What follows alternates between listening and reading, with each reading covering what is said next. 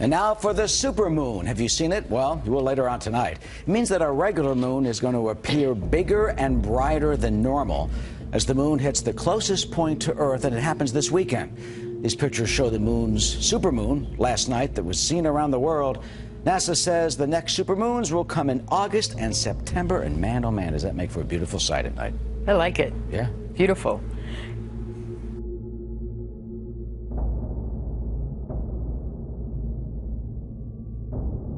And God said, "Let there be lights in the firmament of the heaven to divide the day from the night, and let them be for signs and for seasons and for days and years, and let them be for lights in the firmament of the heaven to give light upon the earth." And it was so.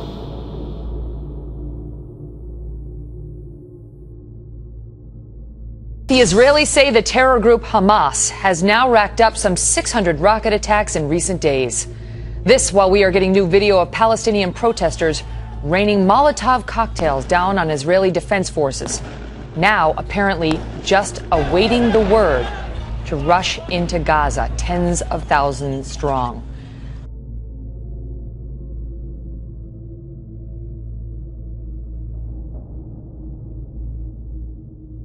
The burden of the word of the Lord for Israel, saith the Lord, which stretcheth forth the heavens and layeth the foundation of the earth and formeth the spirit of man within it. Behold, I will make Jerusalem a cup of trembling unto all the people round about, when they shall be in the siege both against Judah and against Jerusalem. And in that day will I make Jerusalem a burdensome stone for all people. All that burden themselves with it shall be cut in pieces, though all the people of the earth be gathered together against it.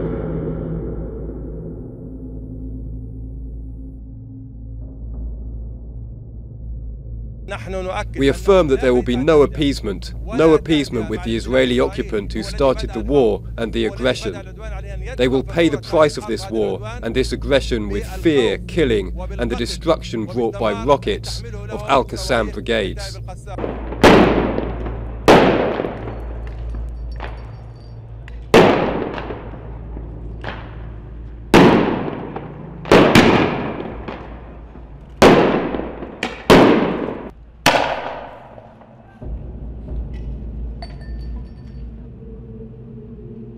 Keep not thou silence, O God. Hold not thy peace, and be not still, O God. For lo, thine enemies make a tumult, and they that hate thee have lifted up the head. They have taken crafty counsel against thy people, and consulted against thy hidden one. They have said, Come, and let us cut them off from being a nation, that the name of Israel may be no more in remembrance. For they have consulted together with one consent. They are confederate against thee. The tabernacles of Edom, and the Ishmaelites, Moab and the Hagarenes, Ebal and Ammon and Amalek, the Philistines with the inhabitants of Tyre, Asser also is joined with them, both and the children of Lot. Selah. Do unto them as unto the Midianites, as to Sisera, as to Jabin at the brook of Kison, which perished at Endor. They became as dung to the earth.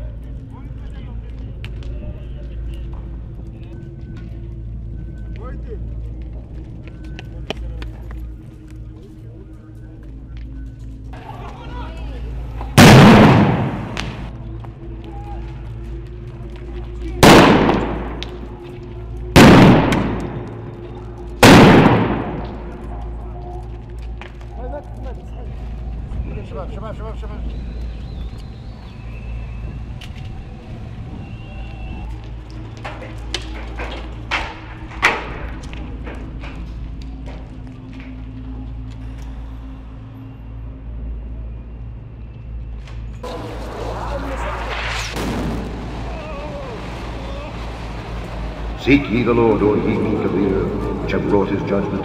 Seek righteousness, seek meekness. It may be ye shall be hid in the day of the Lord's anger. For Gaza shall be forsaken, and Ashkelon a desolation. They shall drive out Ashdod at the noonday, and Ekron shall be rooted up. Woe unto the inhabitants of the sea coast, the nation of the Kerethites. The word of the Lord is against you. O Canaan, the land of the Philistines, I will even destroy thee, that there shall be no inhabitant. And the sea coast shall be dwellings and cottages for shepherds and folds for flocks. And the coast shall be for the remnant of the house of Judah. They shall feed thereupon. In the houses of Ashkelon shall they lie down in the evening. For the Lord their God shall visit them and turn away their captivity.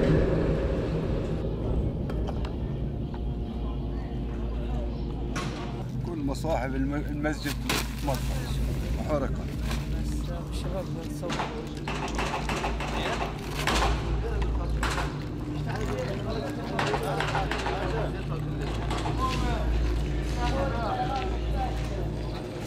Israel escalates its offensive against Hamas. One of the new attacks hitting a mosque in Gaza. The Israeli military says the mosque was hiding rockets, making it a legitimate target under the rules of war. In just the last few hours, there have been 36 strikes, 36 rockets fired by militants into Israel. 2 of those rockets landed in an unpopulated area outside the city of Dimona. And that is significant because that's where Israel has a nuclear facility. And just moments ago, I heard what sounded like an Israeli airstrike over Gaza just moments ago. I can't see any damage from our vantage point, but those have been taking place throughout the day, those airstrikes, as Israel continues to prepare for a possible ground incursion. We're about 100 yards from the Gaza border, and at this location you can see already in position are Israeli tanks, the armored bulldozers, as well as APCs. There are also, of course, Israeli troops that have been stationed here. It is likely that if there is a ground incursion, these would be the first troops to enter into Gaza. A top priority for any Israeli soldiers that enter into Gaza would be to destroy the launching devices that are used to fire rockets. And as you can see these soldiers preparing now, if they do get the call to enter into Gaza, a debate is taking place here in Israel. It involves the politicians, the political arena, as well as the military. They're trying to determine if, in fact, a ground incursion is the best way to go. Some have argued that continuing the air campaign would be far more effective, or certainly equally effective, and would not result in as many casualties. As that debate continues, these soldiers continue to prepare to enter into Gaza and cross the border. Also continuing diplomatic efforts, Egypt taking the lead in trying to broker some type of a truce. This ceasefire that is now being discussed might in some ways be based on the ceasefire between Israel and Hamas 2 years ago. The question on the minds of many guys is what might be different about this particular truce in order that it also might be longer lasting. Good morning. The Israeli military pounded the Gaza Strip with airstrikes again this morning. 5 days into Israel's offensive, Palestinian officials say more than 120 people have been killed, including dozens of civilians. The Israeli military sometimes telephones in advance of its airstrikes so that people have time to get out alive. In Gaza City, they evacuated this area and then watched as a house was demolished. Israel says it's targeting terrorist command centres, though in reality they're often the homes of militants. I wish I were a young man, he said. I could wear a suicide belt and go and blow myself up in Tel Aviv. Palestinian militants have fired hundreds of rockets at Israel during this escalation. They've caused some injuries and damage to buildings, but so far no Israelis have been killed, thanks in part to the country's Iron Dome anti-missile defence system, which shoots the rockets down. Israel's Prime Minister Benjamin Netanyahu vowed to push on with the strikes yesterday. He also refused to rule out a ground invasion and said no international pressure will stop Israel from acting. Anthony. Holly Williams in Gaza City. Thank you, Holly. This just moments ago, the United Nations calling for an Israeli-Palestinian ceasefire. All 15 members of the Security Council approving a statement that calls for the de-escalation of violence and the restoration of peace. David Lee Miller has more from the Israeli border with Gaza. Arthel, the field behind me on the outskirts of the southern Israeli city of Ashdod may look ordinary, but it is anything but. Off in the distance, over my shoulder, you can see Israel's Iron Dome missile defense system. And just a short time ago, this particular battery was brought into operation. It intercepted a rocket virtually directly overhead. So far today, militants in Gaza have fired at least 60 rockets into Israel. The Iron Dome system, according to military officials, is 90% effective, and today Israel put an 8th battery into operation. No doubt, they say, it has saved countless lives. Earlier, we witnessed firsthand Israel's preparation for a possible ground invasion into Gaza. We're about 100 yards from the Gaza border, and at this location you can see already in position are Israeli tanks, the armored bulldozers, as well as APCs. There are also, of course, Israeli troops that have been stationed here. It is likely that if there is a ground incursion, these would be the first troops to enter into Gaza. A top priority for any Israeli soldiers that enter into Gaza would be to destroy the launching devices that are used to fire rockets. And as you can see these soldiers preparing now, if they do get the call to enter into Gaza, a debate is taking place here in Israel. It involves the politicians, the political arena, as well as the military. They're trying to determine if, in fact, a ground incursion is the best way to go. Some have argued that continuing the air campaign would be far more effective, or certainly equally effective, and would not result in as many casualties. As that debate continues, these soldiers continue to prepare to enter into Gaza and cross the border. So far during the current conflict, at least 120 Palestinians in Gaza have been killed. The majority, we are told by Palestinian officials, are civilians. But a diplomatic solution might be on the horizon. Former British Prime Minister Tony Blair, now a peace envoy, is in Egypt meeting with officials there, trying to broker some type of ceasefire. In Ashdod, Israel, David Lee Miller, Fox News.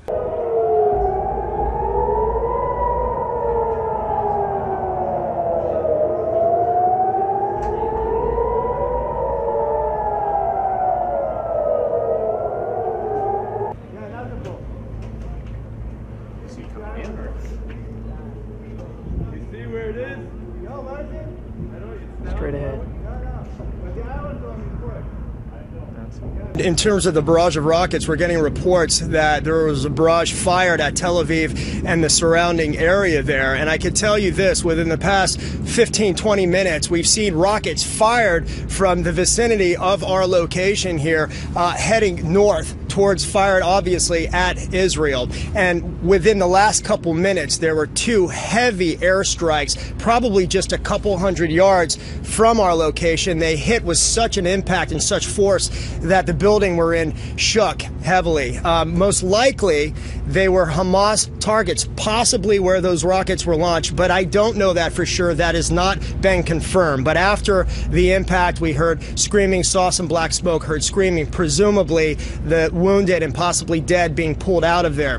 We saw a similar scene earlier today. We went to the main hospital here in Gaza City, and right after an airstrike, it was a chaotic and frenzied scene as the wounded, as we later found out dead, were rushed in, many in civilian vehicles. They came in so fast to the entrance, some of them actually slammed into each other as those injured were being pulled out. So far, we've heard the latest toll has been 125 Palestinians hurt, or killed rather, here in Gaza, more than 1,000 injured, and that number is likely increasing as we speak. This, as we continue to get new video from the ground here of these airstrikes, and these airstrikes have been continuous over the past the course of the afternoon and evening here.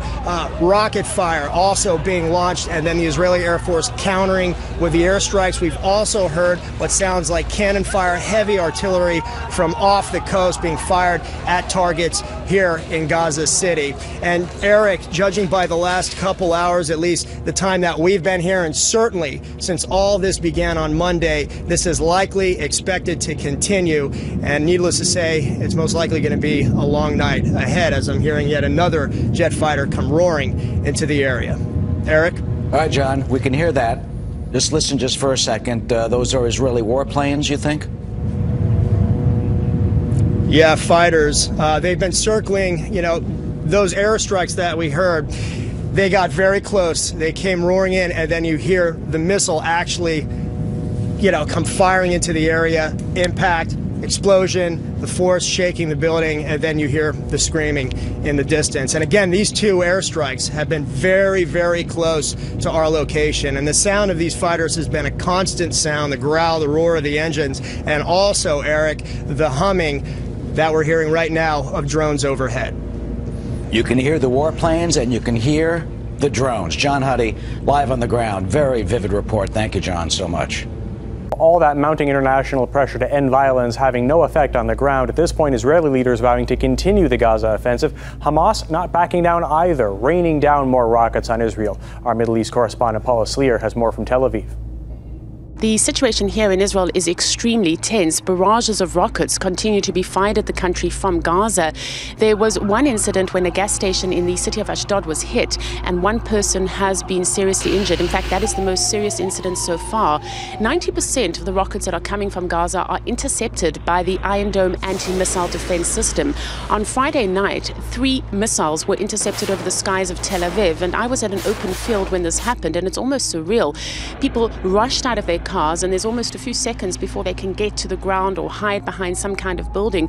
Many people just watching this interception in the sky, and when it happened there was this huge applause that went up from people on the street where I was. But certainly people are afraid. What we're hearing from the Israeli Prime Minister Benjamin Netanyahu is that he will not back down, and he will certainly not back down to international pressure. He says, and I'm quoting, that the battle is progressing as planned. So there is this sense on the ground that this could ultimately lead to a ground offensive. As you well know, thousands of reserve soldiers have been called up. The head of the Israeli army is also saying that Gazans made a grave mistake by launching rockets at Israel, and that they will bring disaster upon themselves. So certainly the rhetoric that's coming out at the moment does seem to suggest that this operation will continue, and possibly continue for quite some time. Once again, Egypt finds itself helping to negotiate a truce between Israel and Hamas. Hamas is closely linked to the Muslim Brotherhood, which Cairo has vowed to crush. The Egyptian government has brushed aside suggestions that it has taken a back seat and declared it will do its best to negotiate a ceasefire. Adal Maruki has more. Criticism to Egypt's response to the violence in Gaza is gathering momentum. Some have even dared suggest the government has taken a back seat. The government has not fulfilled its role. We demand an immediate Egyptian intervention to impose calm and end the massacre promptly and decisively. Some, including Hamas's political wing leader Khalid Mishal, called on the Egyptian army to get engaged and end the violence. It's a call that was not directed to the army when Islamist President Mohamed Morsi was in power. Egypt is moving slowly and cautiously because the current situation raises suspicion. If the crisis was sparked off by the killings of the Israeli youth, why has the offensive moved to the Gaza Strip? Some reports allege that the violence is well calculated. Hamas to corner the new Egyptian administration, and Israel to test its response. Many focus on the deal brokered over a year ago, but no one mentions that this deal contains clauses that requires the Palestinian resistance to acknowledge Israel, something the Hamas will revolt against. So there is some irrational international pressure over Egypt. Back in 2012, Morsi opened the Rafah passage immediately for humanitarian aid, while el-Sisi opened it conditionally. The UN Secretary General has condemned the restrictions over the Egyptian passage, but didn't mention Israel's 6 passages with Gaza, which are all locked. On the other hand, the Egyptian Foreign Minister Sameh Shoukry confirmed on Thursday that Egypt is making all efforts to stop the Israeli aggression over Gaza. A crucial step for regional stability, Shoukry explained. There might not be good ties between Egypt and the US or the Egyptian presidency and Hamas, but there cannot be a solution in the Palestinian crisis without Egypt either. No one can doubt that. The Egyptian administration's relation with Hamas would not allow it to show support through physical presence in the Gaza Strip, like what Morsi's cabinet did in 2012. Egypt is saying it's not laying back, and it's doing its best to negotiate an exit for the safety of all Palestinians. Adil Mahroui, CCTV, Cairo. In 2008, there was an incursion that Israel made into Gaza to try to really stop this missile attacks and get to these launchers and so on. And yet here we are, a few years later, back again. And we were back in 2012 doing the same thing. That time Israel didn't go in a ground invasion. What is the goal of the Israeli response so far? Are they fated every 2 years or so to have to do this all over again? Well, Israel has been very reluctant to reoccupy the Gaza Strip since it withdrew all of its settlers, all of its settlements in 2005. I think they're going to need to start rethinking that proposition. Part of the problem, Hamas now has these very long-range rockets that are hitting in areas of central Israel, all the way up to Haifa in the north. And that's because there is extensive tunneling between Egypt and the Sinai Peninsula into Gaza. Right. Well, I think Israel will have to, at some point, reoccupy a wide corridor to separate Egypt from Gaza in order to prevent that kind of smuggling, because these rockets are getting increasingly sophisticated. Is it possible to eliminate Hamas as a military and political force with that kind of a ground incursion? Tony Blair, the former British Prime Minister, said this week it was not possible. No, I think that's a silly proposition. Israel has been in the Gaza Strip before. Now it would be. You think they can eliminate them as political and military? Absolutely. Hamas is not a major military threat to Israel, in the sense it's no match to the Israeli Defense Forces, but it would require a sustained operation in Gaza that would have political cost to Israel, that would certainly result in Palestinian casualties and some Israeli casualties as well. Matt, what do you think about the U.S. response so far, which seems to be will be a mediator between the two? Well, it's not clear who they would mediate between, first of all, and second of all, we have very little leverage there, as in so many other parts of the world these days. You know, the failure of this ill-conceived effort to negotiate peace between Palestinians and Israel that John Kerry launched, that collapsed in spring. The mediator just resigned. So we have very little capital to use with the Israelis or with the Palestinians, and not many people take us seriously there anymore. So there's not much we can do except let it play out. Firefighters in the Gaza Strip tackle a blaze in the wake of an Israeli artillery strike. Up the coast in Israel, a rocket fired from Gaza hits a petrol station, causing a huge explosion. A deadly cycle of tit-for-tat attacks that's left civilians on both sides of the border in fear for their lives. The children are terrified. We have small children in our houses, and to have to run every moment to a secured space is not a solution. We need to enter once, all the way, and do the job right. Israel has confirmed preparations are underway for a possible ground attack, with tanks and artillery massed along the border, and some 33,000 reserves already mobilized. But a ground incursion would not be without risk. A ground war would certainly see casualties on both sides. By the fourth day of Operation Protective Edge, there were no deaths on the Israeli side. The Palestinian toll hit 100 in the same period, making Hamas more determined to fight back. As the battle between Israel and Hamas militants intensifies, so do diplomatic efforts to broker a ceasefire. But neither of the warring sides appear ready to back down, and the escalation, much to the alarm of the international community, is sure to render peace an ever-distant prospect. Now, Israel's Deputy Defense Minister, Danny Danon. Welcome, sir. Great to have you here today. Good afternoon, Uma. Great to be on your show again. Let me ask you, the Hamas militants have been hit hard, with Israel striking more than 1,000 targets. I know that Israel has gathered thousands of troops who are ready to move ahead with a ground operation in Gaza. Is that going to happen soon? Uma, we want to live a normal life, to live peacefully in Tel Aviv, in Jerusalem, and the Hamas is not allowing it. They're sending missiles on a daily basis, every night. We will do whatever necessary, even if it means that we have to send ground troops, tanks, we will do it. You know, the Hamas is playing a double war crime. They're using the civilian population to send missiles, and they're also targeting civilian population here in Tel Aviv and Jerusalem.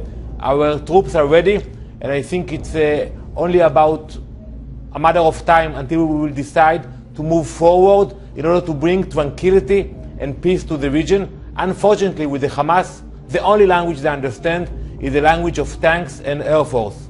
When you say it's a matter of time about a decision about moving ground troops into the region, what are we talking about? Are we talking about a few hours or a few days? Prime Minister Netanyahu said in few occasions, if they will be quiet in our side, they will be quiet in the other side. But what we see is exactly the opposite. We see more missiles, we see them reaching a larger range, and that's something we cannot accept. I know that the people in Gaza cannot speak, cannot come and say what they really want to happen. The Hamas is controlling Gaza today. It's Al-Qaeda-based ideology, and that's why we are using the Air Force, but we are getting ready to use other means of force in order to bring peace and tranquility to the region. In the past, we saw that only when we actually used hard force, we were able to bring stability to the region. Well, it sounds like definitely a decision is going to be made soon. With the reported rocket strikes out of Lebanon, how concerned are you about a renewed conflict now with Hezbollah as well? We are watching very carefully all the borders. Also in Lebanon, it's not only Hezbollah, you have other Palestinian Islamic forces. We are aware of that, but the main focus now is in Gaza. And I think we have to be very cautious about what will be the outcome of the conflict, because people are watching, people in Iraq, in Iran, in Syria, are watching what Israel is doing now in a time of conflict, and we have to make sure that the bottom line will be that you don't mess with us. We are a peaceful nation, a democracy, but when you start sending missiles into our cities, we know how to hit back. Well, the Iron Dome rocket has been able to intercept more than 130 incoming rockets. However, we understand that Hamas has fired rockets that have been able to travel deeper into Israeli territory, close to your big cities, than ever before. What impact has this had on the military response so far from your side? The Iron Dome is a great example of the cooperation between Israel and the US, the great innovation and technology. And we know that the Hamas is frustrated because there is no people lining up in Israel in terms of casualties, and we are happy about it. But still, I'm telling the civilians, Iron Dome is good, but it's not perfect. You have to hear and do what we order the people to do in terms that there is rockets being fired into our cities.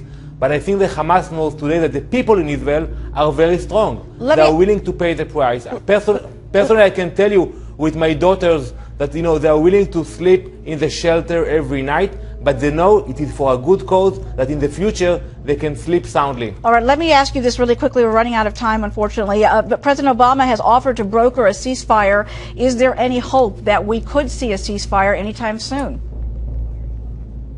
First, we have to understand when you speak about a ceasefire, it's between Hamas and Israel. It's like I will tell you that President Obama will sign a treaty with Osama bin Laden, with Al-Qaeda. Those people, you can actually buy ceasefire or get into a ceasefire only when you show that you are strong and that you are determined. I think it is too early to speak about it. All right. Danny Danon, so good of you to join us during a very difficult time in your country. We appreciate it, and we wish you all the best. Israel's Prime Minister Benjamin Netanyahu Friday evening said the offensive targeting Islamist militants was going well and would continue, without spelling out any details. We have so far attacked more than 1,000 targets, Hamas, Islamic Jihad, and other groups, and there are still more to go. Netanyahu said no international pressure will stop Israel. We are weighing all possibilities, and we are preparing for all the possibilities. But will that include a ground incursion? Palestinians are certain it will. Israel so far has been vague. A joint air and ground offensive 5 years ago left some 1,400 Palestinians and 13 Israelis dead. Regional and global leaders urged Israeli troops to stay out and reiterated their calls for a ceasefire. Security Council members called for de-escalation of the situation, restoration of calm, and reinstitution of November 2012 ceasefire. A call for now both sides appear to be rejecting. We affirm that there will be no appeasement with the Israeli occupant who started the war and the aggression. Netanyahu says he told world leaders that he spoke with on Friday that he has a mandate to defend his people. Hamas officials are saying pretty much the same thing. With both sides determined to stand by that commitment, the fighting, it appears, will get worse before things here get better. Rowie Rettenberg, CCTV, Tel Aviv. And the conflict is expanding. The Israeli military says it fired artillery shells into southern Lebanon Friday in retaliation for rocket fire coming from that area earlier. The Lebanese military confirmed that 3 rockets were fired toward Israel in the morning and says it's investigating who was behind the attack. Recent shelling from Lebanon has been blamed on radical Palestinian groups. The area is a stronghold of the Shia militant group Hezbollah. China has called on Israelis and Palestinians to seek an immediate ceasefire and resolve their conflict through peaceful means. China is deeply concerned about the escalating Palestine-Israel tensions, which caused many casualties.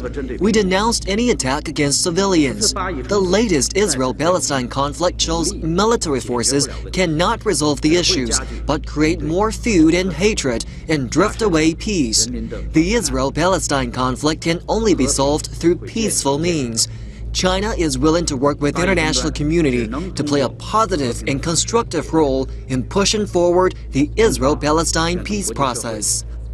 Qin Gang also stressed that both sides should practice restraint and avoid any action that may lead to escalation of violence. He made the remarks today after Chinese diplomats met with the Israeli and Palestinian ambassadors in Beijing to discuss the ongoing conflict. Now, this is the first official response from the Security Council, and a long-awaited one. We've been expecting something like this for several days, but as you can see, it is regarded as a mild statement, one that is delicately and carefully worded, reflecting the testy situation on the ground. It is also a downgrade of a draft resolution that had been put forward by Arab states late this week, led by Jordan, who represents Arab states at the Security Council. The Israeli military is firing back in defense. This as the United Nations Security Council has called for a ceasefire. But Israeli Deputy Defense Minister Danny Dayan says that's like the U.S. settling with the 9/11 terrorists. When you speak about a ceasefire, it's between Hamas and Israel. It's like I will tell you that President Obama will sign a treaty with Osama bin Laden, with Al-Qaeda. Those people, you can actually buy ceasefire or get into a ceasefire only when you show that you are strong and that you are determined. I think it is too early to speak about it. Ambassador Dan Gillerman is the former Israeli ambassador to the United Nations, a Fox News contributor, and joins us now from Tel Aviv. Ambassador, it seems that the Hamas militants now have the Fajar 5 Iranian-made rockets that can hit Tel Aviv. How does Israel stop them? Well, Eric, I'm speaking to you from Tel Aviv, and actually I was at a movie with my wife and a couple of friends, and the siren sounded. The mall at which the movie house was evacuated, but I just went to my car and drove to the studio in order to tell you folks and the world through Fox that, you know, the name of the movie was This Is How It Works, with Michael Douglas and Diane Keaton, and my message to the Hamas is, this is not how it works. This will not work. You will not cower us. You will not make us run. And you may run, but you cannot hide, and we will get them. We will get this ugly snake of terrorism, these animals who are keeping their own people as human shields, who are putting missiles inside hospitals and underneath mosques and making families live among missiles. If you go to sleep with a missile, don't be surprised if you don't wake up in the morning. We will not stop. We will not agree to a ceasefire. We will finish the job and make sure that Hamas, after this is over, will never be able to raise its ugly head. And this monster, which is threatening not just Israel, but the rest of the world, will not be able to continue to do this dirty, dirty work. You know, Ambassador, you just very vividly and eloquently described the conditions that Israelis are living under. What do you think would happen if missiles were raining down on Albuquerque or Memphis or San Diego or Fort Lauderdale or Dallas or Tampa or Raleigh? What would we do? Well, I think this is the first question I would ask you, and I would ask every member of the Security Council who is telling us to talk to Hamas and to have a ceasefire. What would you do? What would the United States do if missiles rained down from Albuquerque, as you said, from either Mexico or Canada? What would France do if missiles rained down from Germany? What would Russia do if missiles rained down on it? What would China do? All these sanctimonious people who are preaching to us, who are they to preach to us? The Russians who wiped out Chechnya after a few missiles, the Chinese who cleared out Tiananmen Square, the British who sent out thousands of troops to a remote island in the Falklands, thousands of miles away from their own territory because of a couple of sheep. We are defending our homes. We are living in a very tough and very dangerous and brutal and cruel neighborhood, and we are actually on the front line of terrorism. We are fighting not just for us, we are fighting for you, for our American friends, for our friends around the world, because this is the first line of defense, and we have to make sure we destroy those animals who are trying to destroy us. And I assure you, Eric, we will not stop until we do. Ambassador Dan Gilliman from Israel, which is under a barrage of rockets from Hamas and is fighting back, maybe for Israel's very survival. Thank you so much